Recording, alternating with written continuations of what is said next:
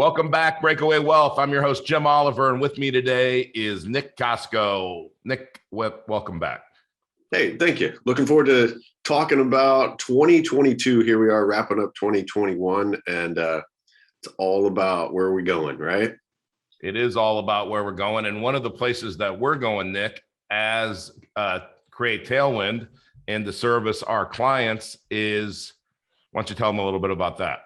Well, this is kind of born out of our vision, the vision for Create Tailwind, a vision for serving our clients in an uncommon way, serving those that want to break away from the herd, right? That's what we talk about here all the time. So the last month of this year, Apple willing, Apple the corporation willing, our own Create Tailwind app will be launched to serve you, where you'll be able to go on and learn everything from the basics. We'll call that IBC 101 all the way to IBC 401 and probably some graduate level conversations in there. We're going to have a slew of guest hosts within there with their training courses. How do you do large real estate deals? How do you do small real estate deals? How do you do personal development in an uncommon way? All of that is to come in there. So be on the lookout for that. We will have a website up here shortly so you can pre-register to save your slot in there. But just be on the lookout for that and more information to come. Yeah. And, everything, like you said, Nick, from franchising to passive real estate investing, to active real estate investing, to financing, and our goal is to have the most educated clients in the United States, that our clients, when any noise comes up, they will have so much education that has come along that they will be able to answer the noise better than most financial planners, IBC practitioners, et cetera, et cetera, et cetera. That's right. It's going to complement what we try to do here on a weekly basis. You'll be able to go in there 24/7. It's a community app. I joked with a friend of mine. I said, there's not going to be a financial calculator in there. It's not an app like that. It's a place where you can come and meet like-minded people that are trying to solve the same problems you are, create abundant wealth. Because what we always talk about here is we want to do what we want to do when we want to do it. And that's the common goal here. So that ties right into what we're going to talk about today, Jim. Yeah, and you can't do those things unless you have a plan, and you can't really have a plan unless you know where you're going. Right? So every a plane has a flight plan, right? Yep. And it's there's a little, I can't tell you the which proverb it is, but it says, without vision, man will perish. Absolutely. And that's 100% true. So let's start with vision. When I used to do vision, it would be kind of what's your 5-year vision. But our friends over at 12-week year, the 12-week year, or 12-week year, not the 12-week year, Jim, 12-week year. I like the way they do it. They have a twist on it, and I like that they don't put a time frame to it. They simply label it aspirational. Yeah. It's, hey, what's your ideal life? Like, what do you want to do? Like, I always think about it from this perspective. When I'm 85, 95 years old, maybe older. Do I want to look back and say that I at least made a run at everything that I could have possibly dreamed of? Or do I want to have regrets that I didn't take a crack at something? Right. And frankly, nothing's going to probably grate on me more than having a regret that I didn't make a run at something. So I think about it from aspirational. It's my dream sheet. What are all the things I would love to accomplish, do, the impacts I want to have on my surroundings, all of that. Like, nothing is, there's no such thing as too big of an aspiration. Yeah. It's kind of like, what are you capable of? And also, what do you have a compelling desire to create, is the way that they say it. So compelling desire. Now, compelling desire can come out of a lot of different things, and it can come out of, you want abundance because you had scarcity. You were born into abundance, and you want to prove that, you can do it. You can do it too. There's a lot of things that are part of that, but if you sat down and if you had a vision board like over here, which you can't see on camera, right? And we both have to look to our 90 degrees off to find our vision board.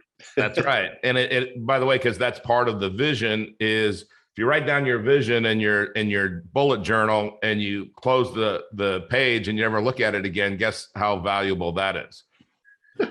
Right? That's like going to a financial planner and them make some guesses, you make some guesses, and then you hope together. You know, having that written down in there is just hope. You have to look at it every day, repeat it, you know, etc. You know, our pastor a couple of weeks ago started Colossians, and he says that he said, if you want to do something, read Colossians every single day. And I think he said he could do it in like 7 minutes or 6 minutes or something. I'm going to say it's kind of closer to 10, but right, every single day for like a month. So why? Because then you start to focus on it, right? So you have to focus on your vision, because vision without focus, again, doesn't matter, right? I mean, if you you can see all the light, you can see all the colors, but you can't see any detail. So the way that I've always thought you do detail, Nick, is if we have this aspirational vision, and then we're going to break it down to say like a 3-year vision. Okay. So then I think to myself, if I was sitting here today, 3 years from today, what are all of the things that have to happen for me to feel happy with that progress towards that aspirational vision? Okay. Right. So that's the Dan Sullivan question, or the R factor question. If we were sitting here 3 years from today, looking back through all of the days back to today, what are all of the things that have to happen for you to be happy with your progress? Now, Nick, I know we've talked about this, but one of the best definitions of happiness that I've heard is making progress. That's how you are happy. When we're not happy, we feel like we're not making progress, right? What's another way to look at being disgruntled about your perceived lack of progress? The gap. You could be paralyzed. You could be focusing on the wrong things. I don't know what you're looking. Tell me what you're looking for, Nick. No, that's living in the gap. Living in the gap. Gosh, you know that you would think. I love. You know what I love. I get a win for today. I stumped Jim on one of his favorite subjects. That's true. That's true. I'm looking at the 12-week year stuff, and my strategic coach stuff wasn't coming through. But you're absolutely living in the gap. You're absolutely living in the gap. So when we look at that, for everybody that doesn't know, The Gap and the Gain, which is a book that just came out a couple of weeks ago for Dan Sullivan and Dr. Benjamin Hardy, is we plan forward but measure back. And I think this ties into periodization and the 12-month year information perfectly, because you have this aspirational goal. You have you start to say, here are all of the things that have to happen, right? Yeah. Now, you have to do that in a couple of different ways. You have to say, okay, I'm sitting here 3 years from today, and all of these things happen. None of these things happen, or they go in the wrong direction, right? Or it's worse than it was. So like, I always think of that as, and Tony Robbins uses this, the Dickens technique, right? Okay. From A Christmas Carol, is show me my future if I just don't change. Show me my future if I keep going down the path that I'm going down. Yeah. And then show me my future if I change and I do all of these things that I say I need to do to be happy with my progress. Show me my future all 3 ways. Yeah. So then when I see my future and it's painful, that inspires me and it compels me to do the other things. If I just say, well, look, I could eat cheeseburgers and McDonald's and everything every night, and I'm gonna lose weight, and I'm gonna feel good, and I'm gonna be at my top performance in all of my activities, well, then guess what? I'll eat cheeseburgers and McDonald's and whatever my guilty sin is.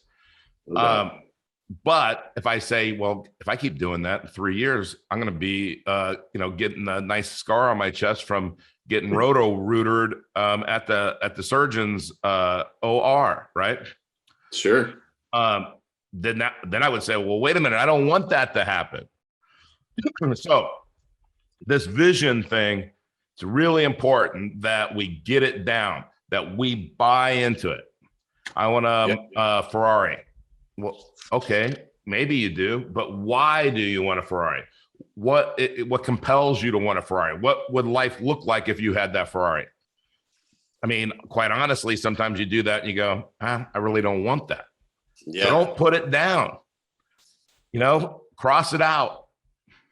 That's not compelling to you. So let's reel it back a little bit here. So there's a couple different, while you're doing this, there's tools you can use, right? Like if you need tools, if you go to 12weekyear.com/field guide, you can get a free version of the 12-week year field guide. And it'll walk you through this right here of setting your vision. Maybe this is the first time you've ever done it. It's uncomfortable. You're writing it down. You don't want to show anybody, but there's some power too in sharing this with other people. Once you start articulating things, there's a really powerful connection between our words and our mind and then our actions. And so we start doing things, we start putting it out there. Like, I've told everybody that'll listen, it's not by chance. I'm not trying to brag, but we're doing this thing called 75 hard. I don't want to, failure is not an option, but it's certainly, I'm not going to tell all these people I've said I'm doing it to that, oh, I didn't do it. Right. I laid up on day 37. I said, nah, I've had enough of this. Right. So it take that into having 1,000 doors of real estate or whatever it is that you want to have.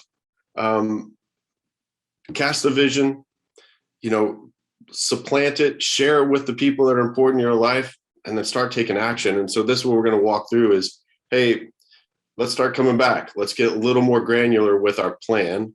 And what they talk about here, Michael Lennington and Brian Moran, they talk about what's your 12-month vision. Let's come back to 1 year. We're talking about 2022, planning for 2022. Hey, what people always overestimate what they can do, and what's that period of time we overestimate we can do in 1 year, but we underestimate what we can do in 5 years, 10 years. Yeah, I mean that's a Tony Robbins thing. But the 12-month really starts to transform to a plan. Like, you know what I mean? It starts to, the aspirational is really big. The 3 year starts to become specific and measurable, right? Yeah. Because you got to know, how do I know? What does winning look like? Right? Sure. One of the reasons I love golf is everybody has a handicap, and I could play against somebody who is a high handicap, and we can have an equal game because we have the measurement to decide who wins or loses that hole or that match. So things have to be very specific and measurable, right? Yeah. And in that 12-month, okay, it's really the plan that makes, like, okay, we're doing this right now with Create Tailwind. We're talking about what are our themes for next year, this pattern, okay, we're going to cover this in the first quarter, this in the second quarter, this in the third quarter, this in the fourth quarter. So now when I do that, Nick, and I get it all planned out for the 12-month plan, okay, then how do I feel?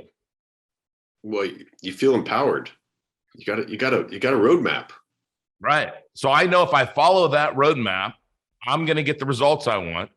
And in that 12 months, I'm going to be making progress towards my 3-year vision. And if I meet my 3-year vision, then I'm going to be making progress towards my aspirational vision. Right. Absolutely. All right. So now we have our aspirational vision, our 3-year vision, our 12-month vision. And now what do? So let's break it down into quarters. And now we do 12-week goals.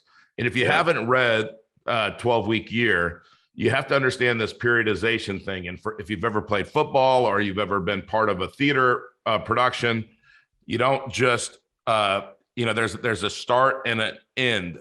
And you start two-a-days and you end with the game, or you end with the season being over, et cetera, right? And your goals are, if you're in the NFL, to win the Super Bowl, right? So, but when you're doing a play, you have play practice, you're going through the steps to get ready for the performance. And I really like this idea of 12 weeks because it's just like your 75 hard. If it was 750 hard, you'd say, well, wait a minute, maybe I can't do that, or maybe I don't want to do that, right? And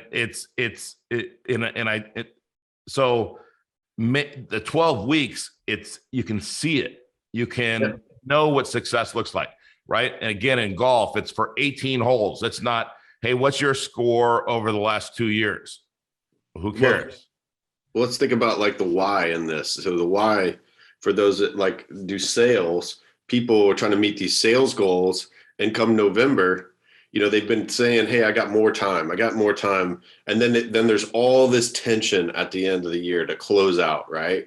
Well, what if we created that productive tension every 12 weeks, right? And then you can factor in, hey, there's a rest run cycle in here too, right? Because obviously we do the math, that's only 48 weeks. So you're going to get a week off after every quarter. So setting these 12-week goals and then coming back, like think of every quarter as a year, every week as a month, and every week as a day in there. And so now we're starting to work with something that's starting to get pretty granular. Absolutely. Then we get to our action steps. What are the action steps that we need to take on a daily basis, a weekly basis? And, we got to keep score. Winners keep score. And having that plan for every week and knowing how did I measure up to that plan, that's the accountability part of it, right?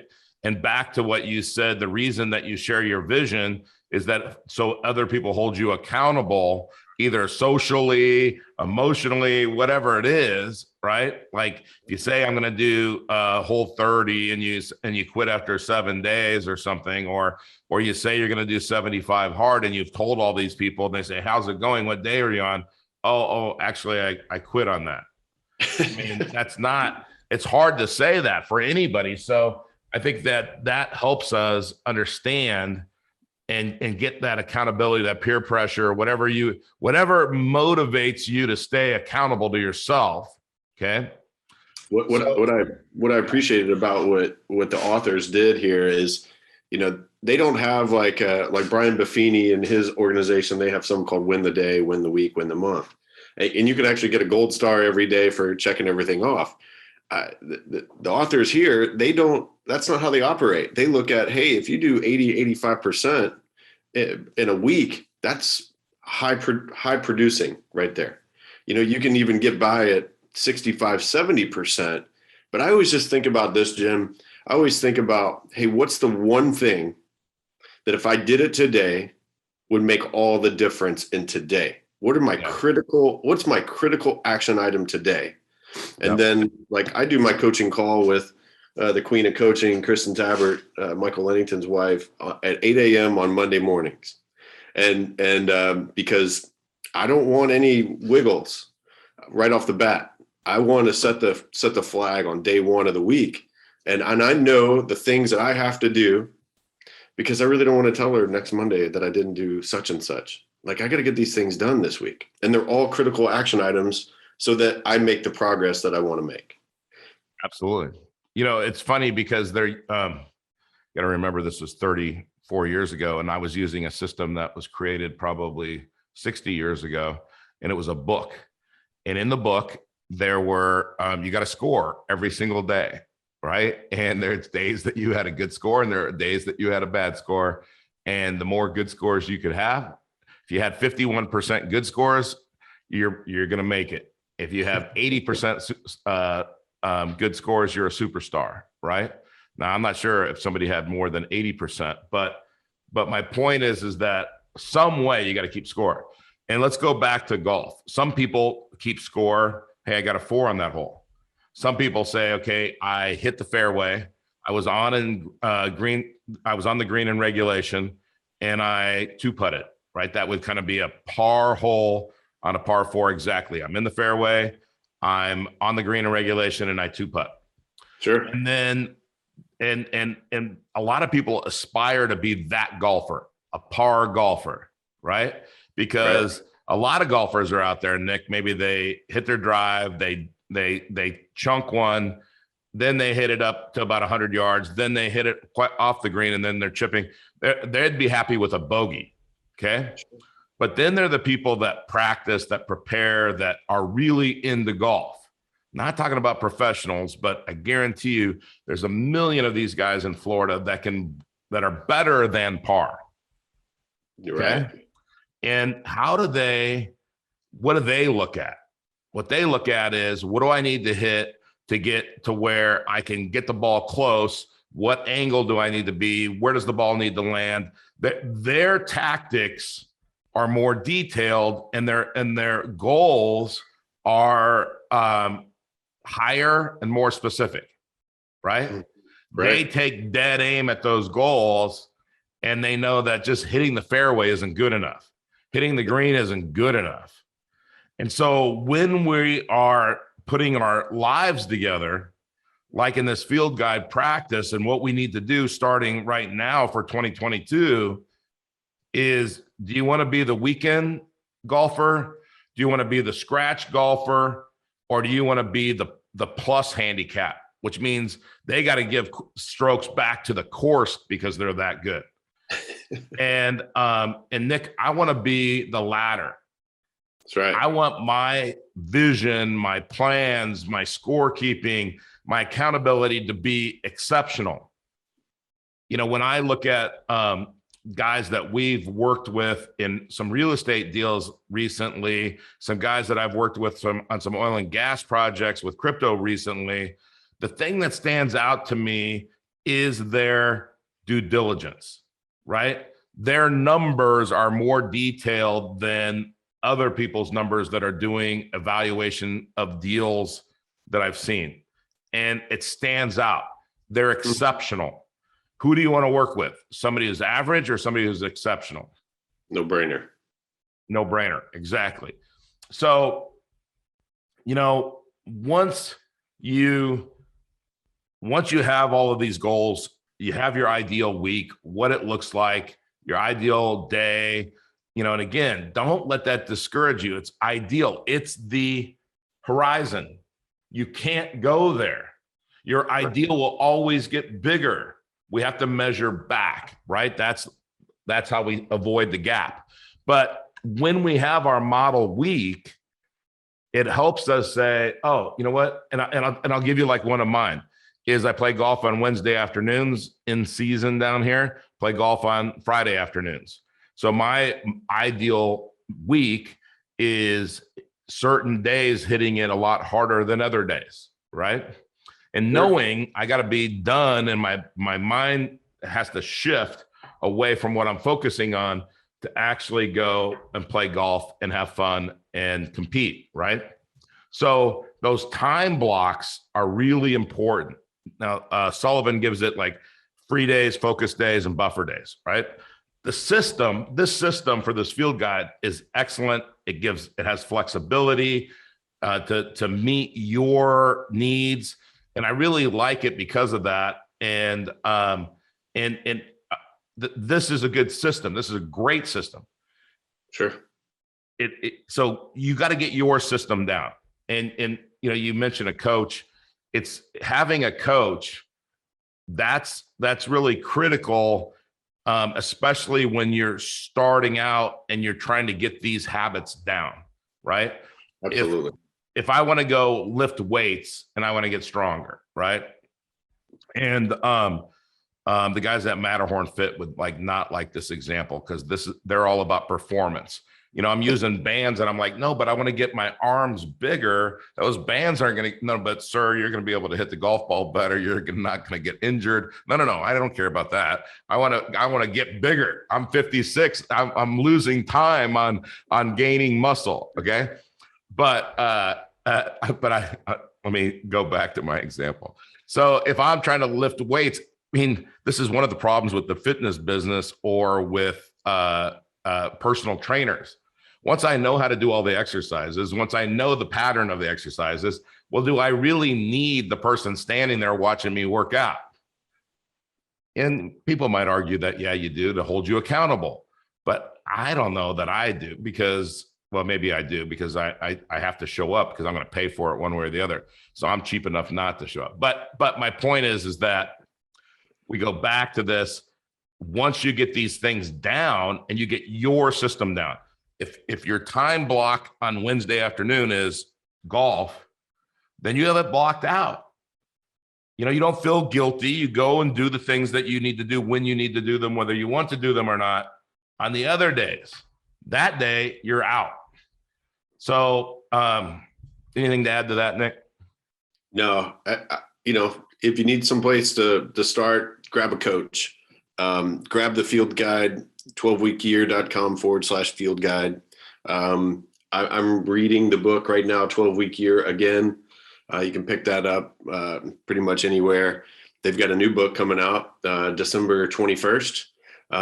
Looking forward to reading that from Brian Moran and Michael Lennington. I'm sure it'll deliver just as good as the 12-week year and better. A little update to all of that. But start with your plan. Start with your vision. Cast that out there.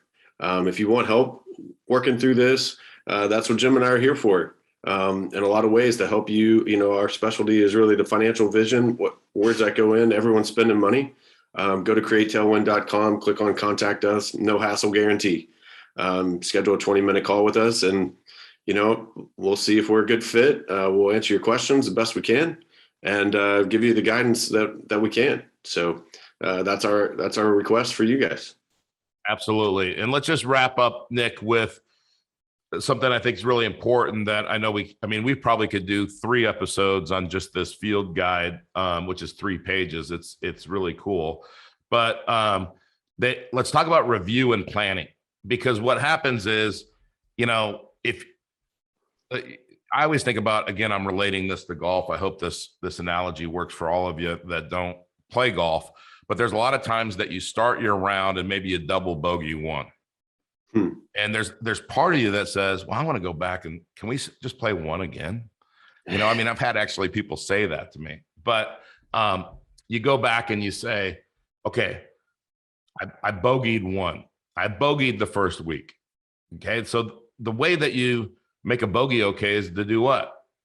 Get a birdie. Yeah. So again, for golfers people that aren't golfers, par is even, bogey is +1. Okay, pluses are bad, and birdies are -1. Minus in golf is good. So I've played golf a lot where I've started even double bogey, come back and birdie the next 2 holes, and guess what? I'm even. I'm on pace, right? But now. And I've gone on and gotten pars and birdies and been under par after starting with the double bogey. So when you look at your year, when you look at your 12 weeks, do not get discouraged. Do not start over. Okay, that 12 weeks, it's on, right? Once the round starts, it's on. We are going to score that round. Yeah, okay? There's a group behind you pushing you. And we're not sandbaggers, right? We're going to put in our actual score. We're not reverse sandbaggers, and we're not sandbaggers. So we put in the honest number, right? And then we go back and we look at it at the end of the day and we say, I made that mistake here. I made that mistake here. If I could just eliminate those 3 mistakes for the next 12 weeks, how much better could I be? Right? That's and when I rest and I plan and I review. So going into 2022, have a system, keep score, have a coach, mean, how serious are you about reaching your vision or making progress in 2022? If you're not, be honest with yourself. Anything to add to that as we wrap up, Nick? No, just take action. You know, if you're fearful of all this, one thing cures fear, and that's taking action. Start where you are right now. Doesn't matter where you are. Just start. Pick up pen and paper right now. Just start casting that vision. You don't have to wait for the 12-week year field guide to show up, or you know, can't because you can't write on or your printer's out of ink or whatnot. You can't print it off. Just take action, and just let things go, and let go of the past, and don't let the past burden you. You know, you're not carrying around a pile of rocks in your pocket. Shed those rocks and move forward. Yeah, that'll help build confidence. All of these things build confidence, which is what you need to be successful as well. You know, Nick, again, we've mentioned a few books in here. 12-Week Year is a great one to start. If you have not read that book, I highly recommend it. And I would read it now so you're ready for the next the next book on December 2021 and December 21. So I wonder if that was on purpose. Anyway, talking about being on purpose, we're going to end this show. Nick, thank you for being on. We're going to end it just like we end all of our shows, with the internal wisdom of Earl Nightingale and The Strangest Secret. Thanks again, Nick.